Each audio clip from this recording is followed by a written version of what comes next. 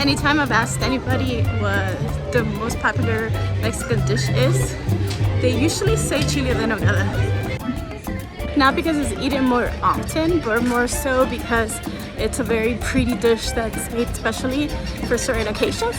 And even though it's from Puebla, it's eaten throughout Mexico during the months leading to Independence Day.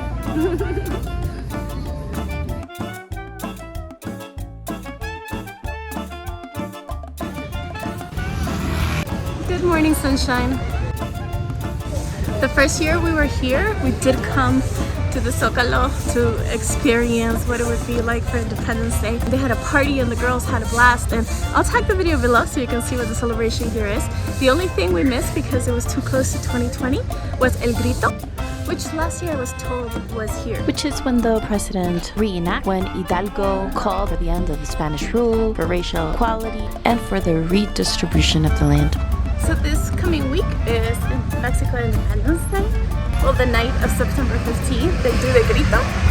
And I am about to meet up with a chef to have right now chile de nogada, which has become a tradition since we got to Mexico, and I try to do a different restaurant every year. This year, I asked my friend Haki that does content for San Cristobal and knows all the good places for a place to have the chile de nogada, and he recommended Restaurante, which is inside of Hotel Beau, and got me a meeting with the chef, which is extra special. So shout out to Haki. Thank you, Haki.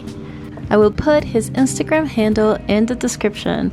If you're coming to San Cristobal and you want to know where to go, he's a good contact to have. We're inside Hotel Beau.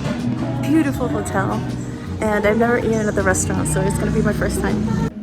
I thought it was so special to be meeting the chef because there's such an artistry that comes with cooking and creating recipes, and he has created something quite unique. He took an old and traditional recipe such as chile de nogada and he gave it his own twist. And I get to hear all the details of how he created it. The architecture and design of this hotel is so beautiful. So I just met Chef, and while waiting I asked him if I could walk around and record because I love this place. Now, I have never stayed here. I hope to one day stay here, but I have walked around before. And last time I walked around was during Christmas, so they had up a beautiful Christmas tree with decorations, of course, Coleto style, and it was so beautiful. And in my walk, I got to experience new things that I hadn't seen before in my first time here. And I noticed that they have sweets, aside from this beautiful waterfall, which I find so unique. I really think that they really thought out every single detail of the hotel. It's rare to find a hotel in San Cristobal that has a gym. And this is kind of like a hangout room. They were in the middle of cleaning it, so I kind of interrupted. He also told me that he grows some veggies and things in the back. That's the suite I was telling you about. Would love to see it inside one day. Let's hope. But the peace, the serenity that you feel when you walk around here, that's my favorite thing. I love a hotel that's like oasis. And as I always say, it's all about the people. The people is what makes traveling so extraordinary. And every staff member I met was wonderful. And the restaurant, also so cute. They hadn't opened yet, so it wasn't fully set up. The tree has a bunch of magnolias. So I felt so special. And again, it's the people. I know I already said it, but I need to say it again. Because from the moment I walked through the door, the service was outstanding. The bread is made fresh here. They call it masa madre, and with betamel, which is beets. That's what gives it the pretty pink color. Nada más es una mantequilla que lleva pues, tomate deshidratado, ¿no? Que tiene un poco de hierbas finas, como tomillo, de orégano, un poco de aceite de oliva. And of course, having the chef explain everything to me, so much better.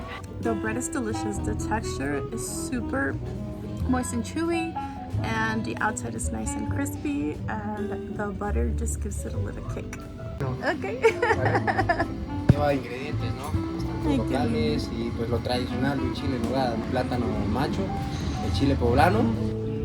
This is a chile de nogada. Lleva jitomate también, un poco de jitomate, ajito, cebolla, también incorporo lo que es una vaina de la sierra de Oaxaca. Lleva una manzana, lleva durazno, lleva un perón, todo es un producto local, ¿no? También, que ahorita, como es temporada de lluvia, es la temporada. Y pues bueno, también aprovechando que pues tenemos un conejo, es lo que agregamos en este chile. ¿Lo del conejo tiene algo que ver con Tuxtla? Como ellos le dicen, como que es pues, su... No, no tiene nada que ver, entonces como te digo, no, sí, en este plato, en este chile en nogada, sí quise agregarle pues algo diferente, ¿no? También aquí hay mucho conejo, ¿no?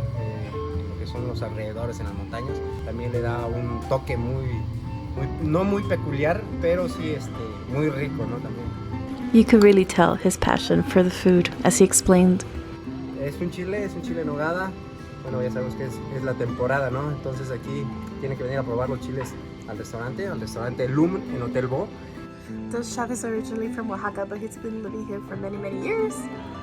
So when he created the menu, he wanted to include a lot of the local flavors. And that he did. So flavorful. And as you can see, inside is filled with some of the items that he was saying, like peaches, apples, nuts, rabbit, and then it gets covered in this nutty sauce with a little bit of parsley, more nuts, and pomegranate to give it that festive color. Moment of truth.